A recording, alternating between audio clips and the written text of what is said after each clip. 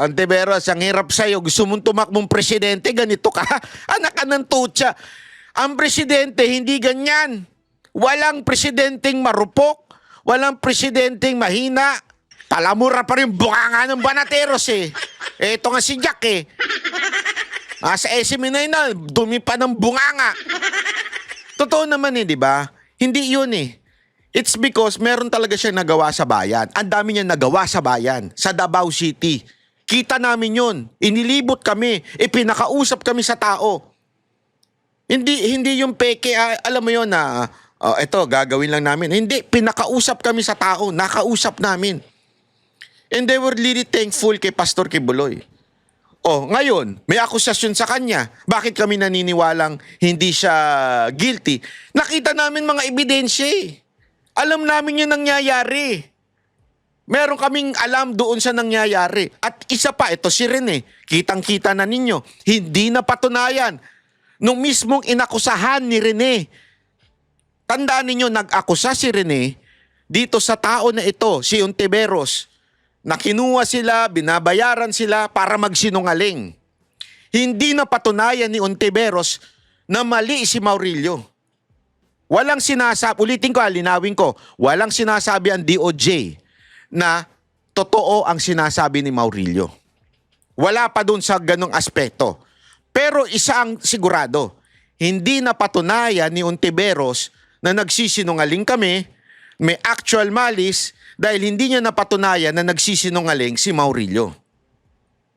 Kasi magkakaroon lamang ng actual malice sa part namin kung etong source na o kinomentohan namin ay nagsinungaling din. Wala nga eh. Actually, isa pa lang yan. Yung pangalawang, nandun sa decision ng DOJ, sinabi ng DOJ, Ontiveros, huwag kang balat sibuyas. Yan ang totoo. Yan ang sinasabi ng paulit-ulit. Yan po ay desisyon na po ng Supreme Court. Na wag maging balat sibuyas ang kahit sino mang public official. Being sensitive, sabi doon, has no place in this line of service.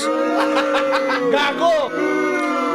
In Tagalog, kung politiko ka, hindi ka pwedeng balat sibuyas at amoy bawang. Ay, iba pala. Gago! Diba? So, ganun lang kasimple yun. Ganun lang kasimple yun, Ontiveros. Lumayas ka na dyan sa posisyon mo kung balat sibuyas ka. Ang hirap dito sa mga politiko na ito, nang hilig magdemanda dahil lang nasaktan sila. Di ba? May ganun silang eksena. Nasaktan sila, keso na-hurt ang kanilang feel. Kung ayaw niyong ma-hurt ang inyong feelings, lumayas kayo dyan sa posisyon. Wala kayong karapatan. Dahil Korte Suprema na ang nagsabi niyan. Alam mo, ilang beses ko na nabasa yan. Sa dami ng libel ko. Ilang beses ko na nabasa yung part na yan. Public officials should not be onion skin. Yun ang laging desisyon ng piskal eh. Sa mga cyber libel ko.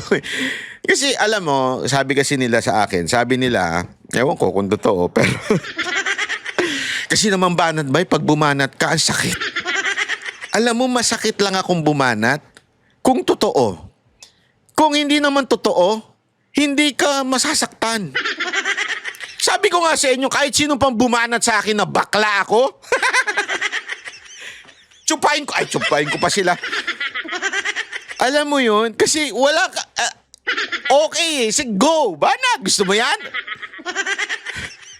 Si Mocha nga, alam na inis ako sa mga bayot. hindi naman sa lahat. Sa mga bad ding. May mga good ding naman eh. So, kung may bumanat sa akin na meron akong bayot ako, walang problema sa akin. Go anytime, everyday. Gusto mo bayot bay pa? Palitan na natin pangalan ko. Bayot bay na lang eh. Kasi alam ko hindi totoo.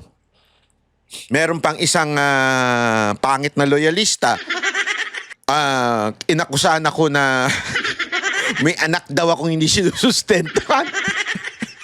Anak ng tutsa. Alam mo, lahat ng kaibigan ko, lahat ng katrabaho ko, yan nga ang pinipilit sa akin magkaanak. Wala daw mag-aalaga sa akin. Gago! Sabi ko, may mga nurse naman na sexy dyan na pwedeng bayaran. Ay, hindi, biro lang. Gago! Yan ang lagi. Kahit nga tatay ko sinasabi sa akin, magkaanak ka naman na ba? Wala ka pang anak. Sabi ko, baog ako. Gago! Oh, kaya nung yung inimbentohan niya ako ng kasinungalingan na may anak daw ako, tawan-tawa ako kasi sabi ko, how I wish. How I wish may anak talaga ako. Tapos pag ayaw ko na, bigay ko na lang sa tatay ko, bahala na lang sila mag-alaga, ganun ba? Hindi, naintindihan niyo yung ibig ko sabihin. Lalo na kung public official ka. Huwag kang masaktan kung hindi naman totoo. Pero kung totoo, masakit talaga. Ontiveros, bakit masakit ba to sa'yo? Ayun ang tanong ko, nasaktan ka dito sa banat namin? Baka naman totoo tong banat namin sa'yo.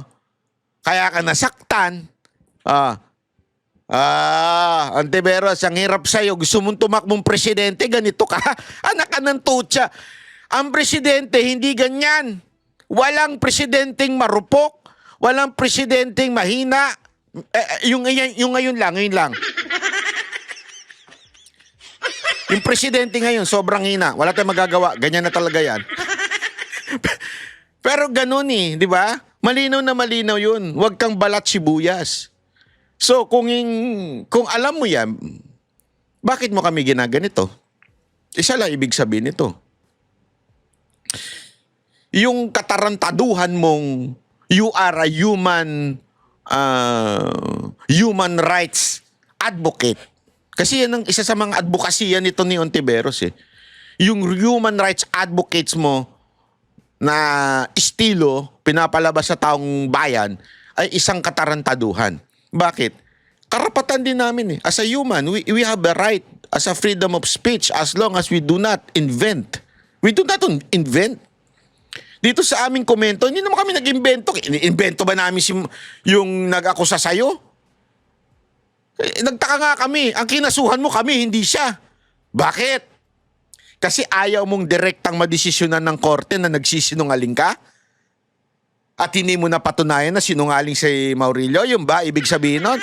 Hindi, imagine niyo to Sa dami-dami ng kakasuhan ni Ontiveros, bakit kaming mga nagkomento, hindi yung tao na yon? Unless meron siyang kaso, I do not know.